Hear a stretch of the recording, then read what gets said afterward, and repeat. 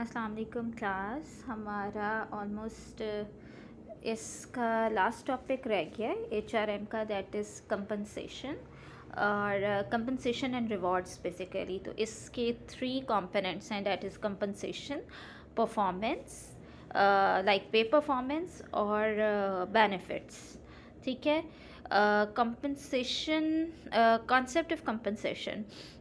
Compensation refers to the extrinsic rewards that employees receive in exchange for their work. It is composed by the basic wages or salaries and incentives or bonus and any benefits. Compensation basically वो rewards होते हैं जो employ को मिलते हैं उसके काम के बदले में. It is composed of the base wages और सैलरीज एंड इंसेंटिव्स, कि आपकी जो बेसिक वेजेस होती हैं, आपकी सैलरी होती है, उसके अलावा जो आपको आपके अच्छे काम पे बोनस या इंसेंटिव्स मिलते हैं या एक्स्ट्रा बेनिफिट्स मिलते हैं, उनको कंपनसेशन कहा जाता है, जो ऑर्गेनाइजेशन आपको देती है. ठीक है. From the above definition, it can be concluded that the organization mainly consisted of two types of compensation scheme. हर ऑर्गेनाइजेशन में two types of compensation scheme होती है. एक डायरेक्ट कंपनसेशन आती है, एक इनडायरेक्ट कंपनसेशन आती है. डायरेक्ट कंपनसेशन क्या होती है? Money is included under the direct compensation, popularly known as wages, gross pay. There are direct financial payments in the form of wages, salaries, incentives, commissions and bonuses. जो आपके direct compensation होते हैं वो पैसे की फॉर्म में होते हैं. ठीक है. जैसे कि आपका कि डेली वेजेस हो गए, आपकी in the form of financial payment होगी, जैसे आपकी सैलरी होगी, वेजेस हो गए, या कोई ऊपर से आपको इंसेंटिव मिला है मनी की फॉर्म में. ठीक है. फिर कोई कमीशन लगा है आपका, तो वो आपकी सैलरी के साथ आपको मिलता है कि 5% कमीशन मिला है या बोनस मिला है, तो कहते हैं कि 5% आपको बोनस मिला है, तो वो कैश की फॉर्म में या आपकी डायरेक्ट कंपनसेशन होती है. ठीक है. Indirect compensation benefits come under indirect compensation. It may consist of insurance, life and death insurance, the employee's contribution to retirement, pay for illness and vacation, and employers required payments for employment welfare as a social security. Indirect compensation कौन सी होती है? ये वो benefits होते हैं जो आपको indirectly मिलते हैं. जैसे कि आपका इंश्योरेंस करवाया जाता है, डैट इज़ योर इनडायरेक्ट, कि वो आपको पैसे की फॉर्म में नहीं मिल रहा, लेकिन आपकी इंश्योरेंस जो है वो आपके बाद आपकी फैमिली को मिल जाती है. या रिटायरमेंट के बाद जो आपको की फैमिली को या आपको जो पैसे आते हैं, डैट इज़ इनडायरेक्ट कंपनसेशन. बीमार होने पे कोई मेडिकल आपकी जो इलनेस है, कोई आपकी ट्रीटमेंट के पैसे देती है, ऑर्गेनाइजेशन दे देती है, या आपकी वेकेशन के पैसे दे देती है, या कोई वेलफेयर, आप एम्प्लॉयमेंट वेलफेयर के लिए या आपकी सोशल सिक्योरिटी के लिए या कार की इंश्योरेंस के लिए समटाइम्स होता है, या आपकी फैमिली को कोई बेनिफिट दिया जा रहा होता है, कोई डिस्काउंट दिया जा रहा होता है. इस तरह की जो चीज़ें होती है, that is indirect compensation. Purpose of uses of compensation.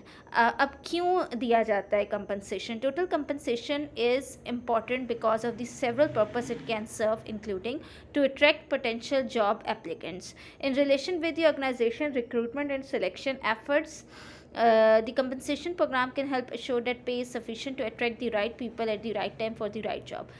आपकी जो कंपनसेशन होती है क्यों दी जाती है? हर ऑर्गेनाइजेशन कंपनसेशन इसलिए देती है ताकि वो अट्रैक्ट कर सके एप्लीकेंट्स को. ठीक है. अगर आपको अच्छी जॉब के साथ कंपनसेशन मिल रही हो किसी ऑर्गेनाइजेशन में, और सेम सैलरी के साथ आपको किसी और ऑर्गेनाइजेशन में भी जॉब मिल रही है, एक वक्त में आपको दो जगह जॉब मिल रही है, पर एक ऑर्गेनाइजेशन ज़्यादा बेनिफिट्स दे रही है, मतलब आपको कंपनसेशन दे रही है इंश्योरेंस की फॉर्म में, मेडिकल की फॉर्म में, और आपको बोनसेस के चांसेस ज़्यादा हैं उसमें, तो आप डेफिनेटली उस ऑर्गेनाइजेशन को करोगे choose as compare to the other one, जिसमें आपको जो कंपनसेशन है वो कम है. तो ये एक पहला पर्पस होता है. To retain good employ. Internally equitable and externally competitive compensation schemes help to retain the employ. अब एक बंदा टॉपर है, या उसका एक बड़ा अच्छा एक्सपीरियंस है, या वो बाहर से कोई एक्सपीरियंस लगा के आया है, तो हर कंपनी चाहती है कि वो उसकी कंपनी में आए. तो इस चीज़ के लिए अगर कोई और कंपनी उसको इससे बेटर ऑफ़र दे रही होगी, तो वो क्या करेगा, वो तो उसे ज्वाइन करेगा। तो कंपनी आपस में अपने कंपटीशन में ये सोचती है कि अच्छा एम्प्लॉय हमारा हाथ से नहीं जाना चाहिए, ठीक है। तीसरी चीज़ है कि ज़ाहिर-सी बात है, जब आपको आपकी सैलरी में इंक्रीमेंट लगता है या आपको एक्स्ट्रा बेनिफिट्स मिलते हैं, तो एम्प्लॉय और मोटिवेट होता है और वो मज़ीद अच्छा काम करता है, ठीक है। फिर आता है to administer pay within legal requirement. There are many organisations to monitor the compensation pay according to the law, so to avoid the violation of the law the compensation should be provided to the employees. अच्छा, अब फिर compensation कहीं ना कहीं law के according भी है, तो ऑर्गेनाइजेशंस खुद मॉनिटर करती हैं कंपनसेशन पेमेंट, ताकि कोई भी ऐसी चीज़ वायलेशन ऑफ लॉ के अकॉर्डिंग ना हो, ठीक है। फिर ऑर्गेनाइजेशनल स्ट्रेटेजिक ऑब्जेक्टिव्स को फैसिलिटेट करने के लिए, we want to create a very rewarding and supportive climate and to attract the potential candidate for the job, the proper compensation scheme could be the effective tool to attain the. अच्छा, अब organisation अपने strategic objectives कैसे achieve कर सकती है, जब वो अपने एम्प्लॉय को खुश रखेगी, अच्छा एम्प्लॉय अट्रैक्ट करेगी थ्रू कंपनसेशन, तो ऑर्गेनाइजेशन भी आगे जाएगी, ठीक है। फिर आ जाता है structure and components of compensation. Compensation में किस किस तरह के कंपोनेंट्स होते हैं। नंबर 1 इज़ वेजेस होती हैं, सैलरी होता है। Like wage is the remuneration paid periodically to an employee और वर्कर। ब्लू कॉलर वर्कर्स जो होते हैं उनको वेजेस मिलते हैं। On the other hand salary refers to the weekly और मंथली रेट। वेजेस आपकी वो होती है जो मज़दूरों को दिया जाता है ना, जो डेली बेसिस पे होती है, दैट इज़ वेजेस। और सैलरी आपकी वीकली या majorly it's on monthly basis, ठीक है। और ये वाइट कॉलर एम्प्लॉय जो प्रोफेशनल्स होते हैं, एडमिनिस्ट्रेटिव पे होते हैं, उनको दी जाती है, ठीक है। इंसेंटिव्स में आ जाता है, it refers to all the plans that provide extra pay for extra performance. आपकी किसी भी किस्म की एक्स्ट्रा परफॉर्मेंस में जब आपको कोई एक्स्ट्रा पे मिलती है, कोई एक्स्ट्रा फाइनेंशियल मोटिवेशन मिलती है, कोई इंटरनेशनल टूर मिल जाता है, या किसी भी किस्म का incentive, that is your compensation. फिर बेनिफिट्स में आ जाते हैं। फिर बेनिफिट्स की एक सैलरी वेजेस की फॉर्म में होते हैं कंपनसेशन, दूसरा इंसेंटिव की फॉर्म में, तीसरा बेनिफिट्स हो गया। They are usually known as fringe. ये टाइप्स हैं कंपनसेशन की, ठीक है। सबसे पहले हमने पढ़ा कि कंपनसेशन होती क्या है, फिर हमने पढ़ा पर्पस क्या है कंपनसेशन का, और third is types of benefits, types of compensation. तो पहली वेजेस एंड सैलरी, दूसरी इंसेंटिव, तीसरी benefits. They are usually known as fringe benefits because they are offered by employ to the employ as a fringe free of cost. Benefits को हम फ्रिंग benefits इसलिए कहते हैं क्योंकि ये फ्री ऑफ कॉस्ट दी जाती है। They are supplements to wages received by employ at a cost to employer, like pay for time not worked। अब जैसे आप हॉलीडे पेड लीव लेके जाते हैं जब हम, या कोई लीव आपने ली है, जैसे मेडिकल लीव हो गई या छुट्टियां हो गई, तो ये इन चीज़ों की जो सैलरी ऑर्गेनाइजेशन आपको पे करी होती है, ये आपको फ्री ऑफ कॉस्ट करी होती है बगैर किसी काम के, तो ये आपका बेनिफिट है, ठीक है। फिर protection program, insurance, pension, gratuity, ये वो चीज़ें हैं जो कि फ्री ऑफ कॉस्ट आपको दी जा रही हैं, आपकी इंश्योरेंस या आपको रिटायरमेंट के बाद पेंशन मिलना, ठीक है। एग्जेक्टिव बेनिफिट्स क्या हैं, आपको बहुत सारी ऑर्गेनाइजेशंस जो है मोबाइल फ़ोन के बिल्स उठाती है, ठीक है। आपको फ़ोन भी दे देते हैं, अगर लैपटॉप की नीड है लैपटॉप देते हैं, कार्स देते हैं। अक्सर ऑर्गेनाइजेशन जहाँ पे ट्रैवलिंग ज़रूरी होती है वो अपने एम्प्लॉयज़ को कार भी देते हैं, पेट्रोल दिलवा के देते हैं, सिक्योरिटी गार्ड्स हो गए, न्यूज़पेपर हो गया, इंटरनेट के पैसे कई ऑर्गेनाइजेशंस दे रही होती हैं, ठीक है। तो इस तरह के, या हाउस अलाउंस आपको मिल रहा होता है, या घर देते हैं बहुत सारी ऑर्गेनाइजेशन वाले, तो ये क्या है, ये आपके एग्जेक्टिव बेनिफिट्स हैं, ठीक है।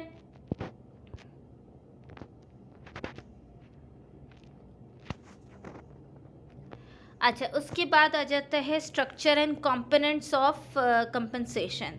Service prerequisites, organisation also provide a number of services that, हाँ, ये फोर्थ टाइप ऑफ कंपनसेशन है। Organisation also provide a number of services that employees find desirable. These services are usually provided by the organization at no cost to the employee, at a significant reduction from what might have to be paid without the organization's support. Free or subsidized included housing, flooding, work clothing, transportation, etc., child care facility, financial legal services, purchasing services, educational, medical, outplacement services. अच्छा, ये आपको house allowance अगर दिया जा रहा है, work clothing, transportation अगर आपको दी जा रही है, चाइल्ड केयर फैसिलिटीज़ जैसे डे केयर सेंटर होते हैं बहुत सारी ऑर्गेनाइजेशंस में, वो फैसिलिटी आपकी कंपनसेशन में आती है. आपको फाइनेंशियल या लीगल सर्विसेज आपको दी जा रही हैं, ठीक है, जैसे टैक्स पेइंग का है या आपके अकाउंट्स का देखना, ठीक है. परचेजिंग सर्विसेज आपको दी जाती हैं, या आपको कोई एजुकेशनल आपको कोई आगे पढ़ने भेज रही है ऑर्गेनाइजेशन, या आपके बच्चों को पढ़ा रही है, मेडिकल दे रही है, तो ये सारे भी कंपनसेशंस में आ जाते हैं. अच्छा, compensation of total compensation, external environment, internal environment. Compensation में आपकी जो फाइनेंशियल है दैट इज़ डायरेक्ट और इनडायरेक्ट है. नॉन फाइनेंशियल है आपकी जॉब, और ये ईएनवी क्या है, ये ईएनवी आगे देखते हैं. अच्छा, प्रोसेस ऑफ कंपनसेशन क्या होता है आपका? परफॉर्म्ड जॉब एनालिसिस के पहले आपकी जॉब एनालिसिस किया जाता है, देखा जाता है आपने कितना अच्छा परफॉर्म किया. कंडक्ट पे और सैलरी सर्वे, आपकी पे और सैलरी सर्वे किया जाता है. फिर एनालाइज रेलिवेंट ऑर्गेनाइजेशंस प्रॉब्लम, फिर देखा जाता है कि ऑर्गेनाइजेशन की प्रॉब्लम्स क्या क्या है. फिर पे स्ट्रक्चर बनाया जाता है, फिर पे एडमिनिस्ट्रेशन रूल्स बनाए जाते हैं, फिर implementation of wages and salaries के आपको दी जाती हैं कि किसको कितना इंक्रीमेंट लगेगा, किसको एक्स्ट्रा बेनिफिट देने की ज़रूरत है, किसको नहीं देने की ज़रूरत है. अब ये आगे इन्होंने प्रोसेस बताया हुआ है कंपनसेशन मैनेजमेंट का. Performing job analysis, job analysis has two major outcome, जिसमें ये पहले हम पढ़ चुके हैं. जॉब आपकी जॉब डिस्क्रिप्शन, जॉब स्पेसिफिकेशन बनाई जाती है, after which the rating of the job occurs. A job evaluation the process of determining the value of the job related to other job की, यानी पूरा एक जॉब डिस्क्रिप्शन बनाया जाता है. जॉब स्पेसिफिकेशन ये जो पहले बनी हुई है उसकी बेसिस पे देखा जाता है कि कौन सी पोस्ट पे आप एक बंदे को हायर कर रहे हो, उसको किस किस किस्म के बेनिफिट्स एंड कंपनसेशन आपने देने हैं, ठीक है. Pay survey, another step, the actual amount to be paid is determined with the wages and salary surveys, the information collected with packaging survey, own survey, benchmarking. अच्छा, फिर ये देखा जाता है कि जैसे लेट्स सपोज हम कहते हैं कि एक सर्जेंट है, तो अब एक सर्जन की कितनी पे होनी चाहिए इसका सर्वे करती है. डिफरेंट हॉस्पिटल्स में एक सर्जन की कितनी सैलरी है, ये आप एक सर्वे के थ्रू पता करती है. फिर आप सोचते हैं अच्छा मेरे हॉस्पिटल में अगर मैं सर्जन को इससे थोड़ा सा ज़्यादा दे रहा हूँ तो वो मेरे हॉस्पिटल में आएगा, अगर मैं सेम पे दे रहा हूँ तो वो दूसरे के हॉस्पिटल में जाएगा, अगर मैं कम दूँगा तो वो नहीं आएगा मेरे पास, ठीक है ना.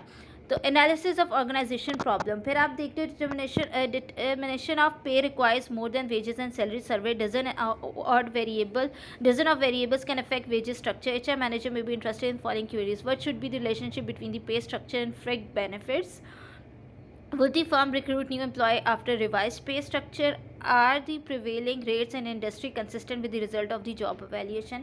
फिर ऑर्गेनाइजेशन अपनी मसलों को देखती हुई ये देखती है कि जो हम एक जॉब पे अगर हम एक बंदे को ऑलरेडी बहुत ज़्यादा पे कर रहे हैं और उसके साथ हम उसे बेनिफिट्स लगा के देंगे तो ये हमारी ऑर्गेनाइजेशन के लिए नुकसान रहेगा या फ़ायदा रहेगा, और कितना बेसिक पे होनी चाहिए, कितने बेनिफिट्स होने चाहिए, ठीक है. और फिर रिक्रूट जिसको हम कर रहे हैं उसका हमें वाकई उस सीट की ज़रूरत है या नहीं है, ठीक है. और अगर हम किसी को एक्स्ट्रा पे कर रहे हैं तो उससे ऑर्गेनाइजेशन का बजट कितना हिलेगा, ये सारी चीज़ें, ठीक है.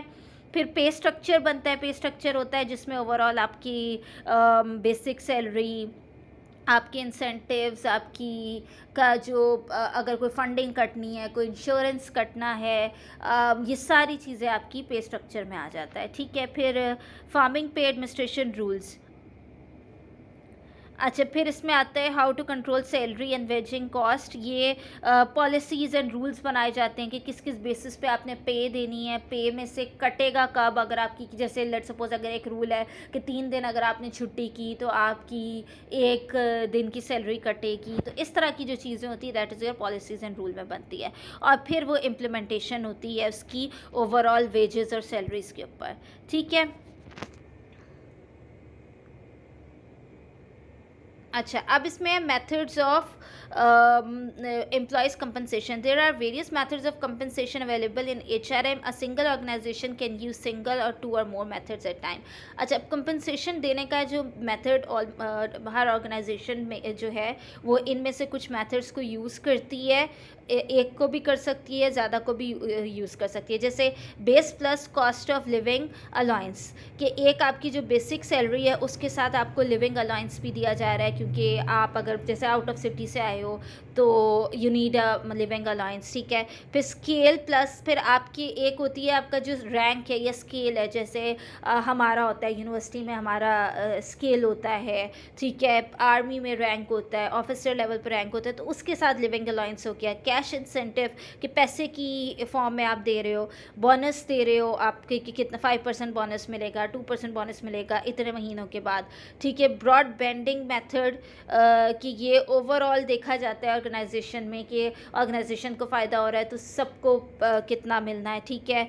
स्किल बेस्ड, कि एक अच्छा बंदा अच्छा काम कर रहा है तो उसकी स्किल्स ज़्यादा हुई हैं, या जैसे उसने कोई जैसे हम कहते हैं स्किल बेस्ड होती है, जैसे एमफिल किया हुआ है तो एमफिल का अलाउंस लगता है, पीएचडी कर लिया तो पीएचडी के अलाउंस, तो जितनी आपकी स्किल इन्हेंस हो रही है उतने आपको एक एक्स्ट्रा बेनिफिट मिलता है। मेरिट की बेस पे, ठीक है, कि जो बंदा अच्छा काम कर रहा है, मेरिट पे बेस्ट एम्प्लॉय आया है तो आप उसको एक बोनस देते हो, ठीक है। इसी तरह अदर फॉर्म ऑफ कंपनसेशंस आती हैं। ये आगे उन्होंने उसी को एक्सप्लेन किया हुआ, आप इनको रीड करोगे तो आपको समझ आ जाएगी जो मैंने अभी आपको समझाया।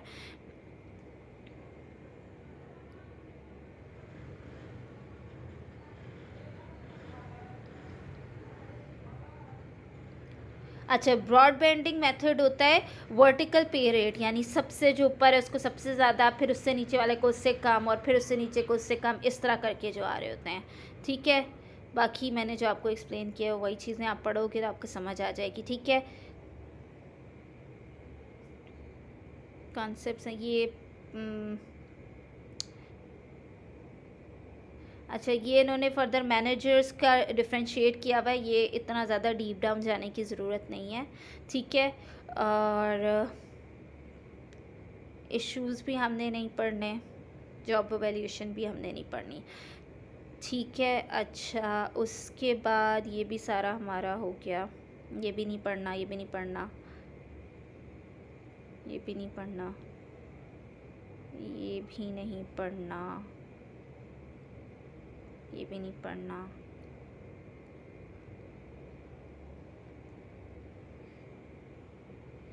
हाँ, पे फॉर परफॉर्मेंस इंसेंटिव पे ऑल्सो नॉन एज पे for performance is generally given for specific performance result rather than simply for time worked.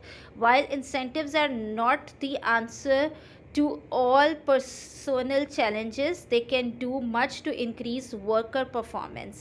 The components of the pay based system are merit पे, अच्छा, पे फॉर परफॉर्मेंस या incentive पे होता है। Incentive पे जिसको पे फॉर परफॉर्मेंस भी कहा जाता है, generally given for specific performance result rather than simply for time work, कि आपके डेली का काम जो है उसकी बेसिस पे नहीं, ये आपको मिलता है जब आपने कोई एक्स्ट्रा ऑर्डिनरी काम किया होता है, ठीक है। While incentives are not the answer to all personal challenges, they can do much to increase worker performance. अच्छा, अब ये जो होते हैं पे फॉर परफॉर्मेंस, ये आपके सारे चैलेंजेस का बदला नहीं होते, लेकिन ये कोशिश की जाती है कि वर्कर को और उसकी परफॉर्मेंस इंक्रीज़ करवाई जाए। जैसे कि अगर कोई आपकी ऑर्गेनाइजेशन का बंदा है, वो इंटरनेशनली ऑर्गेनाइजेशन को रिकग्नाइज़ करवा के आता है, कोई ऐसा काम करता है, जैसे लेट सपोज हम कहें कि अभी एक मतलब आपकी जैसे एक अभी एक प्रोफेसर हैं पाकिस्तान की, अब मेरी यूनिवर्सिटी का नाम मेरे जहन से निकल गया, उनका कंप्यूटर साइंस के हैं, उनका बेस्ट रिसर्चर का अवार्ड उन्हें मिला है इंटरनेशनली। तो अब क्योंकि उन्होंने पाकिस्तान का और अपनी ऑर्गेनाइजेशन यानी अपनी यूनिवर्सिटी का नाम रोशन किया, एक आउटस्टैंडिंग काम किया, तो कंपनी उनके इस आउटस्टैंडिंग काम पे उनको एक इंसेंटिव पे देती है, ठीक है, ताकि वो मज़ीद बड़े से बड़ा काम कर सके, ठीक है। तो components of the pay based system are merit pay system or incentive system. Merit pay system क्या होता है? They affect a relatively small percentage of an individual's total salary because it is generally used only to move an individual's compensation within rate range. Merit pay system ये जो है ये बहुत ज़्यादा नहीं एक आपको इंसेंटिव मिलता है, पर थोड़ा सा आपकी पे में बढ़ा दिया जाता है ताकि आप मज़ीद जो हो आगे जो हो परफॉर्मेंस अपनी अच्छी कर सको. Incentive system in it performance is often measured by standards of productivity and direct indexes of individual group of organisation. लेकिन जो ये मेरिट पे हो गया कि जो मेरिट पे आ रहा है, जिसने अच्छा परफॉर्म किया, आप उसे थोड़ा और इंसेंटिव दे देते हो. पर इंसेंटिव सिस्टम जो होता है ना, ये होता है कि ओवरऑल देखा जा रहा है कि आपने ऑर्गेनाइजेशन की प्रोडक्टिविटी कितनी बढ़ाई है, ठीक है, एज एन इंडिविजुअल आपकी कितनी ग्रोथ हुई है, और ऑर्गेनाइजेशन को ओवरऑल आपकी वजह से, खाली आपकी वजह से कितना फ़ायदा हुआ है, उस बेसिस पे आपको मिलता है. ठीक है.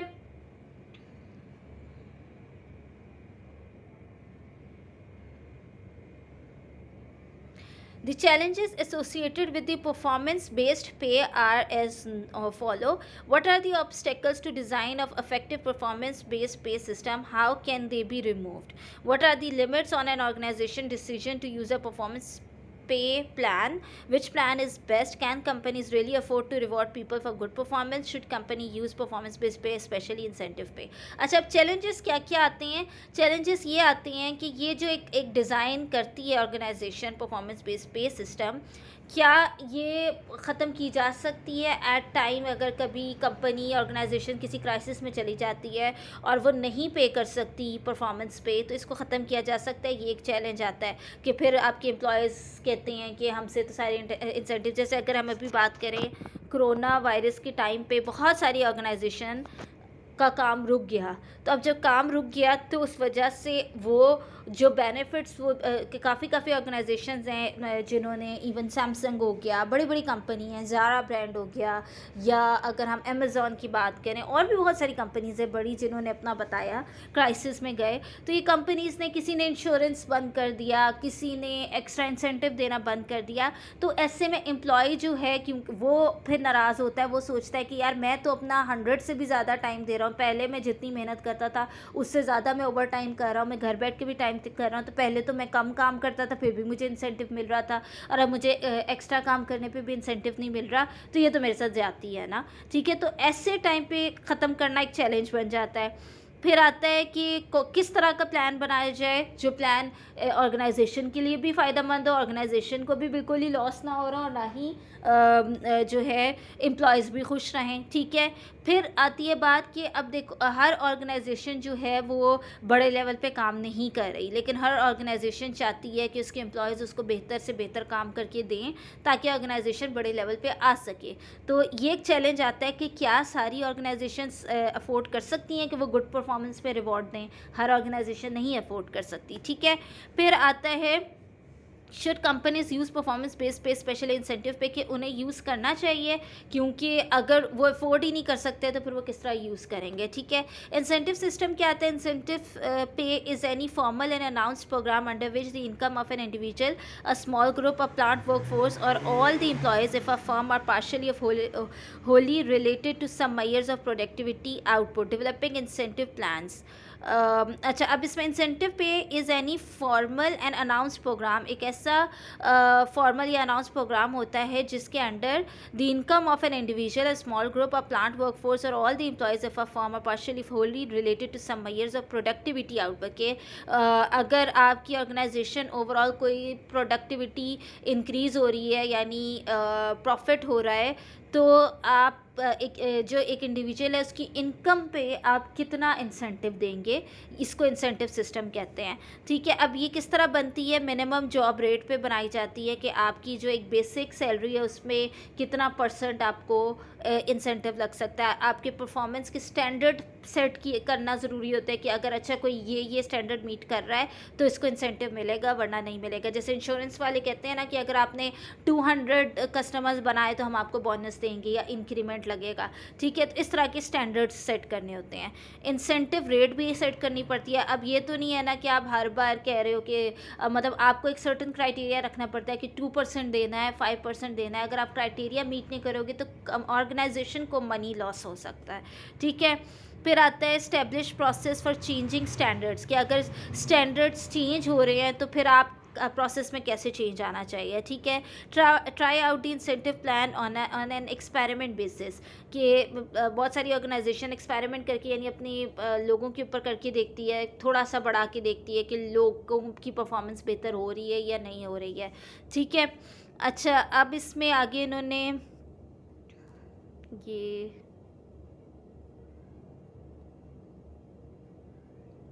अच्छा, इंडिविजुअल इंसेंटिव पे प्लान्स होते हैं, इसमें पीस वर्क प्लान है, स्टैंडर्ड आवर वर्क प्लान है, यानी आपने कोई एक प्रोजेक्ट पूरा करके दिया है तो उसका प्लान होगा। स्टैंड 1 घंटे के हिसाब से हो सकता है। सेल्स का ये वही जो मैंने बताया कि कितनी इंश्योरेंस आप सेल करके आए हो, कितने मेंबर्स बनाए हैं। जैसे प्रोडक्ट सेल करने जाते हैं, आपने 100 कस्टमर्स को प्रोडक्ट सेल किया, कॉल सेंटर वाले जो है अपना सेल्स का रखते हैं। फिर मैनेजेरियल इंसेंटिव्स आ जाते हैं और इस तरह के अदर प्लान्स आ जाते हैं। फिर ग्रुप लेवल किस तरह है, अगर ओवरऑल ग्रुप ने प्रोडक्शन अच्छी की है, प्रोडक्शन इंसेंटिव प्रोग्राम आ जाएगा।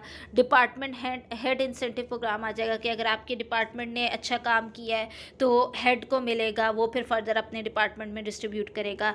प्रोफेशनल इंसेंटिव प्रोग्राम, कि अगर प्रोफेशनली आप कहीं ग्रूम किए हो और ऑर्गेनाइजेशन को उससे फ़ायदा हुआ है तो वो एक प्लान हो जाता है। फिर types of incentive plan organisation level पे, प्रॉफिट शेयरिंग, कि अगर ऑर्गेनाइजेशन को ह्यूज प्रॉफिट हुआ है तो वो अपने एम्प्लॉय से शेयर कितना कितना शेयर करेगा।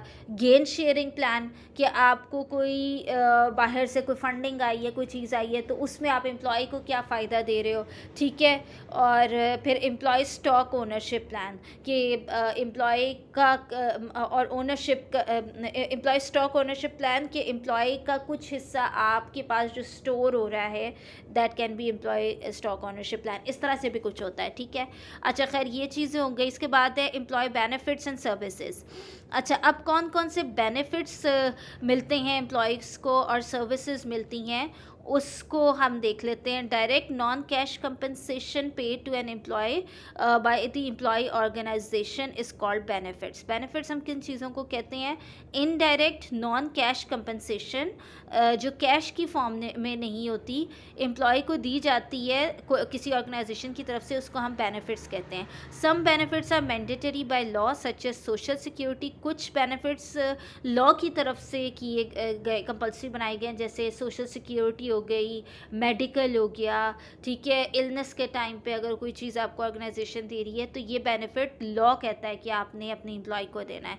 अब different types of benefits and services में क्या है? इकोनॉमिकल फाइनेंशियल बेनिफिट्स, कि अब ये आ जाता है जैसे एम्प्लॉय को लोन चाहिए, या उसको घर बनाने के लिए फाइनेंशियल सपोर्ट बेनिफिट चाहिए, गाड़ी लेने के लिए चाहिए, इस तरह की किसी चीज़ के लिए चाहिए तो देती है। रिक्रिएशनल सोशल सर्विसेज, इसमें आ जाता है कि आपको कंपनी जो है टूर पे भेजेगी, या आपको फैमिली के लिए दे देती है कि आप ट्रिप ऑर्गेनाइज कर लो, कि आप फैमिली के साथ घूमने जा सको, ठीक है। प्रोफेशनल सर्विसेज में आ जाता है कि आपको कोई आगे फर्दर पढ़ाई करने जाने, किसी कॉन्फ्रेंस पे जाने, किसी और किसी किस्म का आपकी प्रोफेशनल ग्रूमिंग, कोई डिप्लोमा हासिल करने, किसी प्रोफेशनल लेवल पे कोई ट्रेनिंग लेने जाने के लिए ऑर्गेनाइजेशन देती है। फैमिली वेलफेयर, कि आपकी फैमिली में कोई बीमार है, किसी को कोई इशू हो गया है, किसी की शादी है, किसी को पढ़ाना है, तो वो फैमिली वेलफेयर, ये वो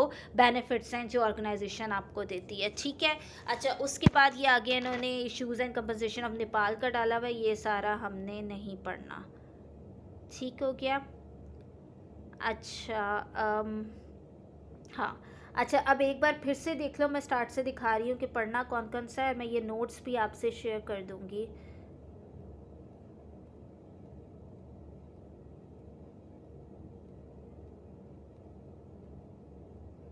आज का जो हमारा था बेसिकली लास्ट टॉपिक था हमारा हमारे कोर्स का, ठीक है। अब हमारा HRM का कोर्स कंप्लीट हो गया है। अगर मैं एक बार ज़रा आउटलाइन देख लूँगी, अगर इसमें से कोई टॉपिक या कोई चीज़ स्किप है तो वो मैं कल आपको रिकॉर्डिंग करके सेंड कर दूँगी, और अगर कंप्लीट हो गया है तो फिर कंप्लीट हो गया, फिर आपकी इसकी क्लासेस ख़त्म हो जाएंगी। फिर बस हमारा लॉ का कोर्स है जो हमने कंप्लीट करना है, ठीक है। अच्छा, यहाँ से देखो, सबसे पहले आ जाती है कंपनसेशन की डेफिनेशन। फिर कंपनसेशन की 2 टाइप्स आती हैं, डायरेक्ट एंड इनडायरेक्ट कंपनसेशन, ठीक है।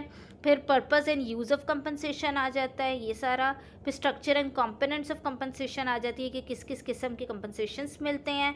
फिर आपकी आ जाती हैं 4 किस्म की हैं। फिर ये उन्होंने एक मॉडल के फॉर्म में बताया हुआ है।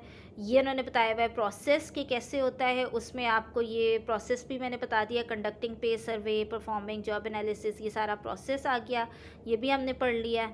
ठीक है, फिर मेथड्स बताए हुए हैं उन्होंने, किस किस तरह के कंपनसेशंस होते हैं, ये आ गए। इन मेथड्स को भी मैंने एक्सप्लेन कर दिया, आप डिटेल में भी इसमें से पढ़ लोगे, ये सारा आपने करना है। ठीक है, उसके बाद आता है आपके ये आ गया compensation incentives for management employ, ये नहीं करना। ठीक है, ये भी नहीं करना, ये भी नहीं करना, इश्यूज़ को भी इवैल्यूएशन सिस्टम ये भी नहीं करना, ये भी नहीं करना, ये भी नहीं करना, ये भी नहीं, ये भी नहीं। ठीक है, ये भी नहीं, ये भी नहीं, ये भी नहीं, ये भी नहीं, ये भी नहीं, ये भी नहीं, ये भी नहीं, ये भी नहीं, ये भी नहीं, ये भी नहीं, ये भी नहीं, ये भी नहीं। फिर यहाँ से करना है पे फॉर परफॉर्मेंस इंसेंटिव पे से, इसमें 2 टाइप्स बताई हुई हैं, आगे चैलेंजेस बताए हुए हैं, फिर सिस्टम के बारे में उन्होंने बताया हुआ है, और फिर टाइप्स ऑफ इंसेंटिव्स बताई हुई हैं। ये हो गया। उसके बाद एम्प्लॉय बेनिफिट बताया हुआ है कि बेनिफिट्स होते क्या हैं, बेनिफिट्स की टाइप्स बताई हुई हैं, और वो टाइप्स मैंने आपको एक्सप्लेन कर दी हैं। आगे ये नेपाल वाला ये सारा आपने छोड़ देना है। ठीक है, तो बेसिक जो हमारी लास्ट आउटलाइन थी उसमें कंपनसेशंस एंड रिवॉर्ड्स था, उसमें compensation, purpose of compensation, components of compensation जो सारा आ रहा था, प्रोसेस ऑफ कंपनसेशन आ रहा है, टाइप्स ऑफ कंपनसेशन आ रही है, फिर पे परफॉर्मेंस आ रहा है, पे इंसेंटिव्स की वो सारी चीज़ें जो हमने पढ़ी वो आ रही हैं, और क्या चैलेंजेस आते हैं उसमें वो सारा कुछ आ रहा है, और फिर बेनिफिट्स क्या होता है, टाइप्स ऑफ बेनिफिट्स क्या होती हैं, ये सारी चीज़ें आ रही हैं। मेरे ख़्याल से तो इसमें सारा कुछ कवर हो गया है, लेकिन अगर इन केस कुछ रहता है तो मैं वो कल आपको रिकॉर्डिंग करके भेज दूँगी, और फिर इंशाल्लाह हमारा कोर्स कंप्लीट हो जाएगा। ठीक है क्लास, ऑलमोस्ट मेरी तरफ से तो कोर्स कंप्लीट हो गया है। मैं एक बार फिर देख लूँगी, अगर कुछ रह जाएगा तो मैं आपको से शेयर कर दूँगी। अदरवाइज़ हमारा HRM का कोर्स कंप्लीट हो गया है। आप लोगों ने मुझसे अपना फ़ीडबैक शेयर करना है, और इसमें अगर कोई चीज़ समझ नहीं आई तो आप शेयर कर लो। ठीक है, ओके क्लास, अल्लाह हाफ़िज़।